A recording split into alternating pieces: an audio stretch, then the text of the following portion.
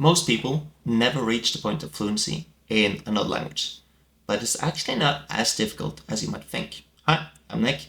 I'm a polyglot, a teacher, and I'm currently working on my own language learning app designed to teach you the things you need to start reading or watching series in any language.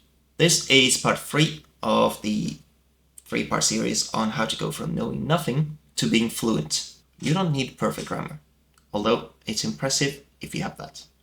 You don't need to sound like a native speaker, although it is also impressive if you do. And you don't need to know every single word, although the more vocabulary you have, the more it helps. Fluency means that you're not really translating anymore. You're able to think in language. When you hear something in your target language, your response appears directly in that language as well, without going through your native language first. It also means that even if you don't know a specific word, you're able to explain around it. You have enough vocabulary to communicate what you mean. You might speak a bit slower. You might still have an accent. For example, my wife tells me I'm a very good Portuguese speaker, probably the best Norwegian Portuguese speaker she's met, and one of the best adult learners she's seen, but I still don't sound native. There's something about the pronunciation, the rhythm, the intonation that gives it away. But that's not necessary for fluency. Fluency is more about comfort than speed. There isn't really a correct talking speed. Every language has different averages, and within each language, people speak both slower and faster than that. What matters is that you're not struggling to communicate. And once you reach the point of fluency, something interesting happens. You start thinking in language automatically. You don't necessarily notice when it happens, and somebody just happens to ask you something in that language, and the response just appears in that language as well. I mentioned it at the beginning that most people never reach fluency, and there are 3 main reasons for that. The first is that your progress starts to feel much slower. Earlier in the process, you might have known about 200 words. If you learned another 100 words, that stage, it would dramatically increase the number of things you could talk about. But once your vocabulary grows to something like 2,000 words, learning another 100 words doesn't feel nearly as significant. You're not learning few words, you're just not increasing your vocabulary by the same percentage anymore. And because of that, people start feeling like they're stuck.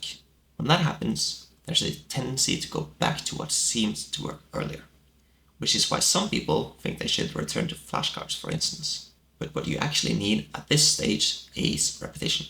Earlier on, it might have taken 5 repetitions of a word before you could recognize it. And at this stage, earlier on, it might have taken 5 repetitions of a word before you could recognize it. At this stage, it might take 40 repetitions before you can use it automatically. What becomes automatic is that you stop writing everything through your native language, and you can go directly from hearing something in your target language to understanding it, or from wanting to say something to producing it in that language. When you're still translating, it takes more processing power. It takes longer to understand what someone said, and even longer to respond.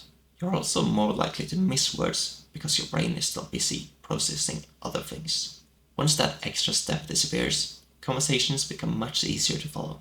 The fastest way to reach that point is simply increasing the amount of input you get. If podcasts or videos are becoming easy for you to understand, start speeding them up. Increase the rate at which you consume content, and that's naturally going to lead to you being fluent faster. There are speed controls on platforms like Netflix and YouTube and Spotify, and there are plugins that allow you to speed up other platforms as well, such as Disney+. If reading feels slow, try listening to the audiobook while reading, and that can increase your reading speed too. The goal isn't just learning new vocabulary anymore, it's getting enough repetition for things to start becoming automatic.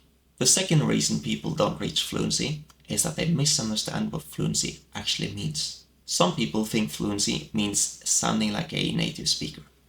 Others think it means having no accent, perfect grammar, or knowing every single word.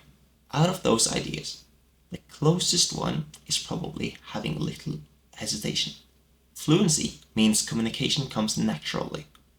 The problem with chasing all those other definitions is that it leads to detours. If you believe fluency means having no accent, you might spend a lot of time focusing on pronunciation. That can be useful, but it's only one small part of the bigger picture. Fluency is about breadth, the ability to communicate across many topics, not about perfecting one specific detail. And when you chase definitions like sounding native, it becomes very easy to compare yourself to others and constantly move your own goalposts. The third reason people stop before reaching fluency is that the process starts to feel stale. At this stage, you're still doing the same types of activities.